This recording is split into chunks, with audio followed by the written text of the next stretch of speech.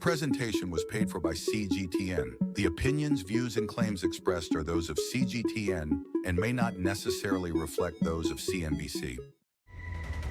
Economy, innovation, culture, exploration.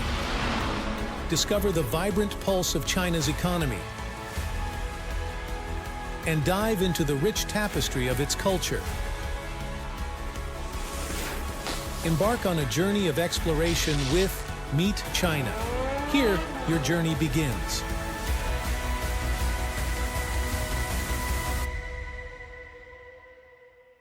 Hi everyone, welcome to Meet China. I'm Lulu. Today we'll take you on an exciting journey across China, from the excitement in the city of ice hockey in the north to the surprising rise of indoor skating in the south. And then we pause for a moment of artistic wonders to explore a mesmerizing exhibition in Shanghai. And that is before I whisk you away to Hangzhou as we explore the life and legacy of Su Dongpo, one of China's most celebrated poets and scholars. So let's dive in. The 2025 Asian Sports Games have created a renowned passion for ice and snow sports across China. Today, I take you to Heilongjiang Province, the heart of the Games, to China's very own city of the ice hockey, Qiqihar. There, you can find people of all ages glide gracefully on the ice. We will explore how the city leads in innovations in skate production and how it turns its ice culture into an economic growth driver.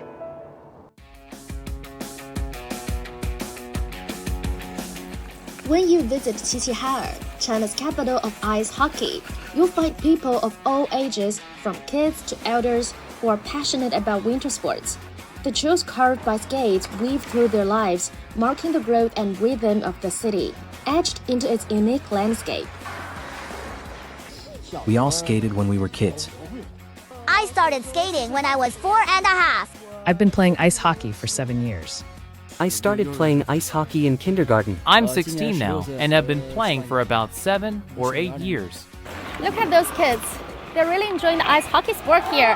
And every time I catch on an ice board, I can't take my eyes off the athletes' feet and their slick moves. And it's crazy that how they can dance and compete on ice with those steel blades.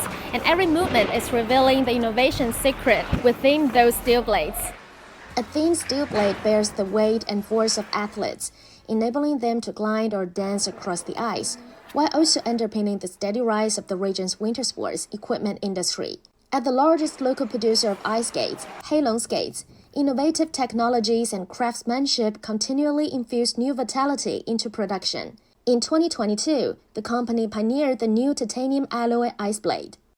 What I've got here is the skates blade made of titanium alloy. It's very light, weighing at only around 330 grams, 10% lighter than the traditional aluminum alloy skates, which could be the game changer for clinching the victory on the ice. You can see that the entire structure of this ice blade is different. We've adopted a T-shaped design for the blade tube, a departure from the traditional round or oval shapes. Paired with the titanium alloy material, this design ensures exceptional stability and control. The cross-sectional area has been reduced by over 50%, significantly cutting down on motion resistance. In recent years, driven by major winter sports events like the Beijing Winter Olympics, the company's sales have been steadily increasing. Their production line has been upgraded to the world's first robotic intelligent ice blade manufacturing system. This is our automated production line, where 7 robots have streamlined the traditional 108-step process of making ice blades to just 1 minute per pair. With an annual production capacity of 3 million pairs, the consistency of our products has reached over 99%. And this year, the Asia Winter Games held in Harbin have rapidly heated up the demand for winter sports equipment, creating new opportunities for Chinese independent brands to expand globally. With the Asian Winter Games in full swing, public enthusiasm for winter sports has surged, driving our 2024 sales revenue up by 50% compared to 2023. In recent years, we've also started receiving international orders. For instance, in 2021, we secured orders from South Korea and Japan, and even Mexico in 2023. Over the past 2 years, our export orders have been steadily increasing year by year. Heilongjiang, once an old industrial base, has now become a leader in China's winter sports equipment industry. In recent years, Chinese winter sports equipment companies have embraced AI and digital technologies, boosting innovation and public interest in winter sports. Official data predicts that the market will surpass 100 billion yuan by 2025, growing at over 20% annually.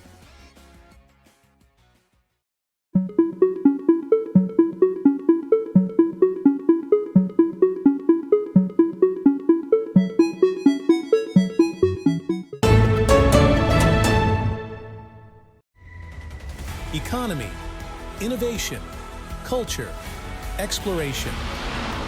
Discover the vibrant pulse of China's economy and dive into the rich tapestry of its culture. Embark on a journey of exploration with Meet China. Here, your journey begins.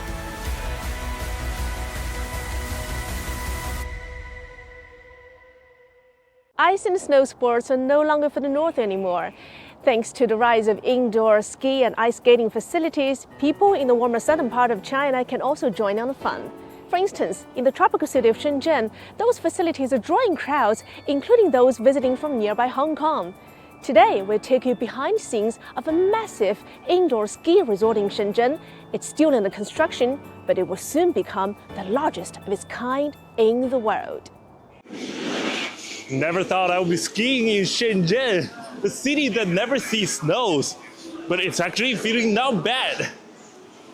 It's 20 degrees Celsius outside, but the excitement of winter sports is just a step away in this indoor snow arena. Both local and nearby visitors are flocking here to experience the magic of snow.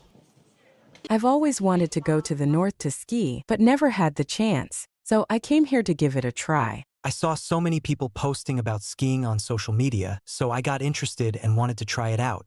Ice and snow are always appealing for people in the south, many of whom may have never seen snow in their entire lives due to the warm weather.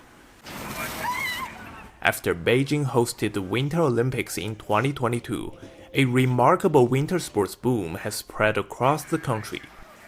The ice and snow craze really started to heat up about 2 years ago. Many new snow venues have opened in surrounding areas. We have a lot of customers from Hong Kong who are eager to experience our winter activities here. We're from Hong Kong. We just came 5 minutes. It looks great, yeah. Did you enjoy it so far? You like it? I've heard of this place for a long time but never dared to try it. This time, my friends brought me here. To be honest, this is just my second time here. You know you may fall, but the more you fall, the braver you get. It's all about challenging yourself. The excitement doesn't stop here. Just a short drive away, Shenzhen is gearing up to open the world's largest indoor snow slope. It reminds me of the jumping platform of Beijing's Winter Olympics, but it's actually way bigger than that. Our construction spans a total area of 339,300 square meters, including 100,000 square meters dedicated to the snowfield. We anticipate completion by August 31st, with trial operations set to begin in October of this year. The ski slope covers an area equal to 11 football fields, and the highest vertical drop reaches 83 meters, approximately equivalent to a 25-story building. So this is it. We are on top of this. And this is going to be the station of the drag lift. And these are the ski tracks, and there's going to be 3 of them. The longest one is this one, 446 meters. The Snow Wonderland was built with an investment of 30 billion yuan, or $4.2 billion US. It aims to attract tourists not only from the Greater Bay Area, but also from Southeast Asia and beyond. According to developers, its facilities are capable of hosting international ski competitions 365 days a year. Ice and snow sports are an exciting category for young generations, with Shenzhen's average resident age being just 32.5 years. The growing passion and expanding infrastructure mean winter sports are becoming increasingly accessible for people in the warmer south. This presentation was paid for by CGTN. The opinions, views, and claims expressed are those of CGTN and may not necessarily reflect those of CNBC. Shifting gears now to something truly imaginative. At an art exhibition in Shanghai, light takes center stage. A group of young artists have brought life to light, discovering its invisible connection with human heart and soul. Join us now as we step into this luminous world to see if we can uncover our very own inner glow through themes like self-discovery, connection, and inclusiveness.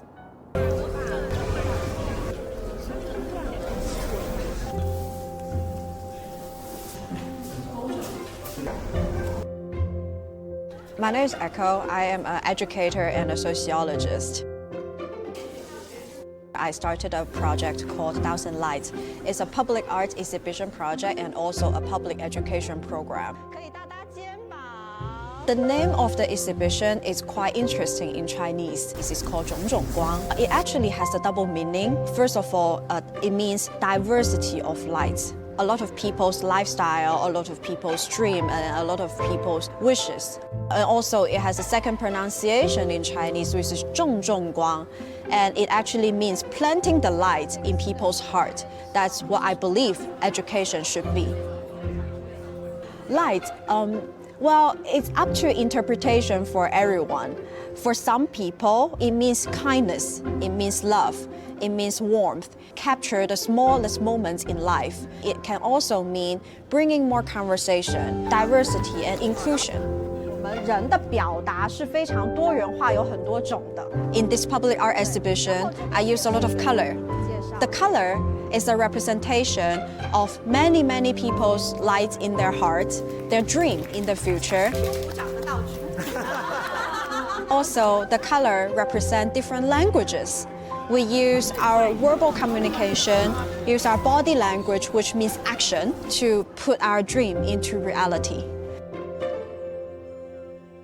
This generation of young people have more opportunity and more potential to thrive. Wealth actually means different things for them now. My greatest wealth is my ability to perceive beauty. I think it should be relationships. Feeling the connection between the real world and theater. They want to find different goals in life. So having a bucket list is very important for them to do the practice backwards, to see, what do I want to do now? My biggest wish is to have a self-sustaining piece of land. To create a timeless masterpiece. For everyone to be able to participate in the act of creation. My wish is to do well in what I am working on right now. In the exhibition, there's an item about a headphone. When I was in the deaf community, I find that their ways of communication is very diverse, it's very interesting. Some of them, they use verbal to communicate. If you want, you can be yourself. And then some of them, they use sign language to communicate. My name is Li Xiaofan, and I am deaf.in China. In China, there are very few photographers who specifically focus on capturing people with disabilities.so. I started this project dedicated to photographing people with disabilities, giving them a voice. I want to be a photographer who does this.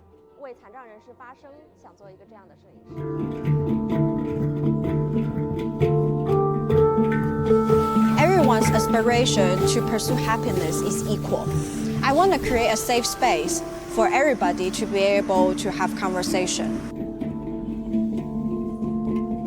In lights, we don't really have discrimination or we don't have barrier in lights. Creating lights is actually create a barrier-free zone to bringing a lot of people together and to create a union and create connection. I started this project because I was asked by one question. Take a moment to think about this. When you reach 80 years old, what are the things you would regret not doing? And then I want to come up with my own answer. The real message is that, no matter your age, you always have the courage and opportunity to start anew. I listen to a lot of people's life stories, how they are living their life and their pursuit of happiness. I started to reflect of myself, what happiness looked like for me, and what education really means to me. It's not about just getting into a good school and then getting a good job and then I can have a good life. Life is not that simple, but it can be simpler in some way. In today's world, we are so busy with our everyday lives and then busy with work. But when we are walking on the street, sometimes it's very easy to neglect the bird we're singing. Didn't really see a lot of connection that's happening. My ideal social environment is that everybody can feel safe. Everybody have a kind intention and being able to be open to accept different perspectives. So I believe everyone is a magician and everybody can shine in their own color. We all have a lot of potential inside of us.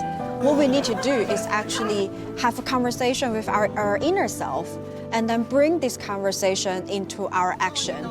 Do more good for our own self and then to do good for our own community.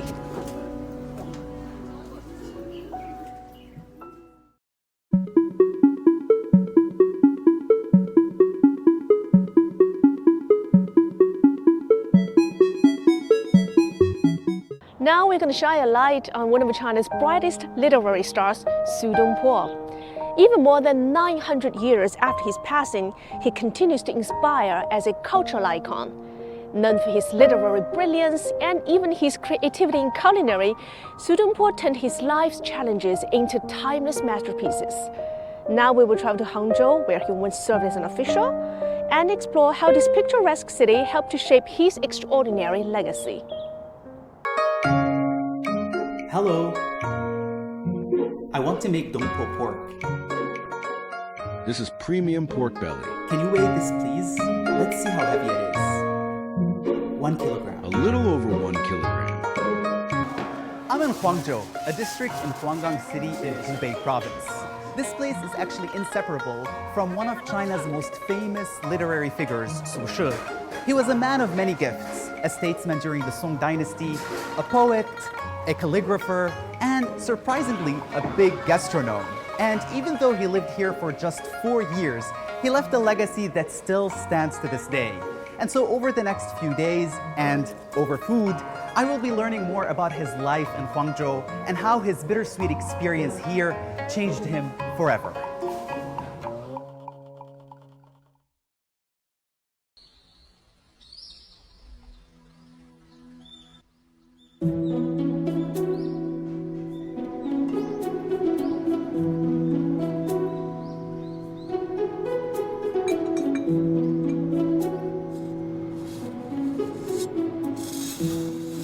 Clean up the wok, add water a little bit, light up hay and firewood, cover them to reduce flare. Waiting patiently, hurrying up has no meaning. It is done when long cooking is over. Huangzhou has good pork. The price is low as that for dirt. Rich people there refuse to eat. The poor don't know how to cook. I take it every morning in a bowl and satisfy my stomach till I'm full. This ode to pork was written when Su Shi was exiled to Huangzhou. Who was Su Shi, the creator of Dongpo pork? Why was he exiled to Huangzhou?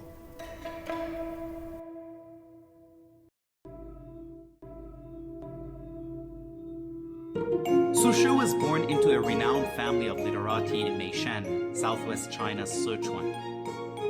Su Shi, his father Su Xun, and his younger brother Su Zhi were known as the Su Trio and part of the 8 prose masters of Tang and Song dynasties. Su Shi's life looked promising. In his late teens, he passed the imperial examinations with flying colors, and his poems attracted much attention from academics, officials, but also the emperor himself. Su Shi was a versatile writer in China, proficient in poetry, lyrics, prose, and essays, and he excelled in all of them. Those who come after can build a high peak, but you cannot surpass them. Su Shi's life was both incredibly glorious and extremely tumultuous. The greatest setbacks in his life were the 3 times he was exiled. The first was to Huangzhou in Hubei, the second to Huizhou in Guangdong, and the third to Danzhou in Hainan.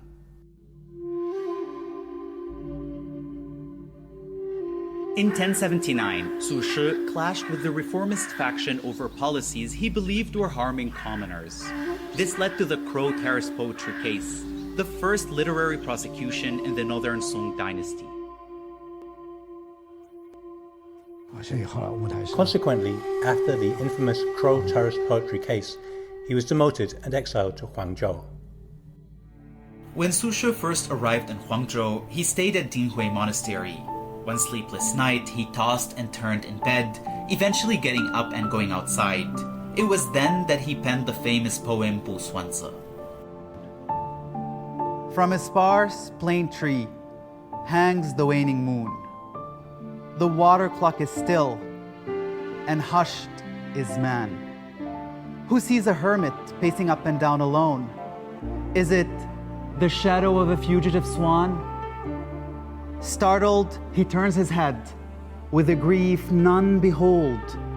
Looking all over, he won't perch on branches dead, but on the lonely sandbank, cold. Su Shi was advocating for the people. He needed to speak frankly. He needed to tell Emperor Shenzhen the truth about the life of the common people and the reality of their situation, even if he risked being exiled. This is the integrity of a statesman, the integrity of Su Shi.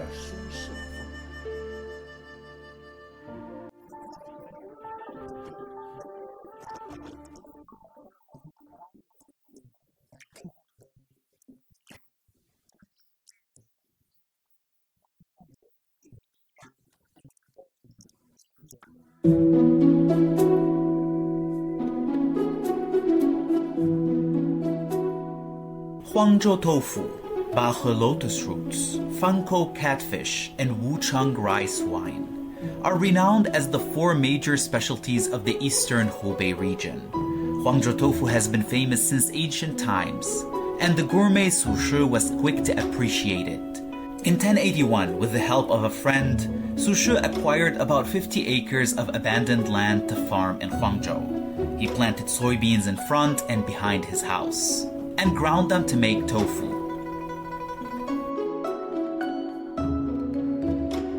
Boiled beans as cream and soybean fat as butter, burning oil candle as lighting and pouring honey wine for drink. All things come from poor families who, however, have nothing from the beginning till now. The poem mentions that all the wealth in the world is created through labor. During this period, Su Shi transformed from a government official to a farmer. Because this land is called Dongpo, so he christened himself Dongpo Ju Shi. What does this transformation signify? Nadim, I want to ask you a question. Are you asking me or am I asking you? I'm asking you. Ask away. Suppose you, like Su Dongpo back then, arrived in Huangzhou alone. What would you think? I don't know if I would be okay with it. Su Dongpo was very diligent. He even thought he might live in Huangzhou for the rest of his life. Just like growing vegetables, he took root in Huangzhou. Exactly. He became a native of this place. So the name Su Dongpo was a profound change for him.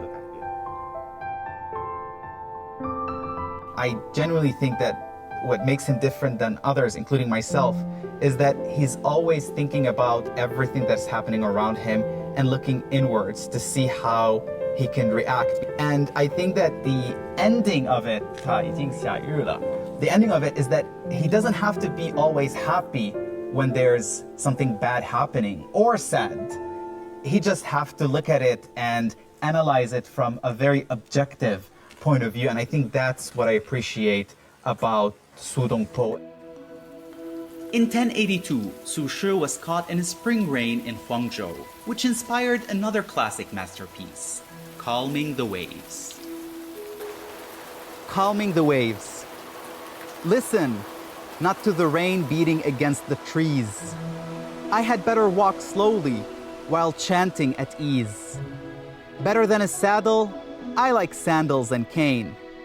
I'd fain in a straw cloak, spend my life in mist and rain. Drunken, I am sobered by the vernal wind shrill, and rather chill.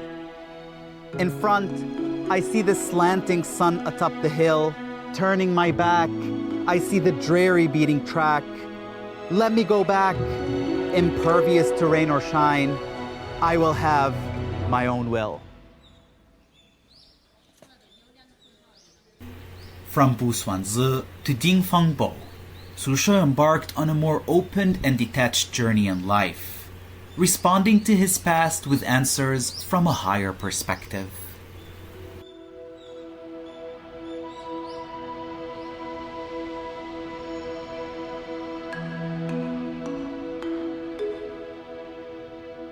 In old age, reflecting back on his lifetime, Su She saw in banishment his most defining moments. In Zi Ti Jing Shan Hua Xiang, he wrote, "Heart as dead as ashes of wood, body adrift as unmoored boat. Achievements to account for thy career, Huangzhou, Huizhou, Danzhou." And so over the years, Su She's visions broadened, and he was able to see things beyond worldly achievements. The extraordinary experiences that he underwent in 3 sites of banishment would prove to be his most valuable way for transformation, not just as a poet, but as a person. Su She eventually would conclude that love for life is far more important than success.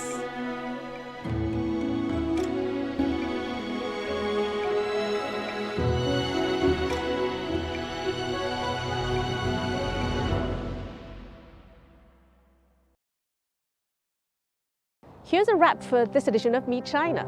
From icy adventures to artistic wonders to literary legends, the stories that we have shared with you today highlight the creativity and cultural richness that shape modern China. Join us next week for another fascinating journey across this incredible country. I'm Lulu, and I can't wait to see you next week. Economy, innovation, culture, exploration. Discover the vibrant pulse of China's economy and dive into the rich tapestry of its culture. Embark on a journey of exploration with Meet China. Here, your journey begins.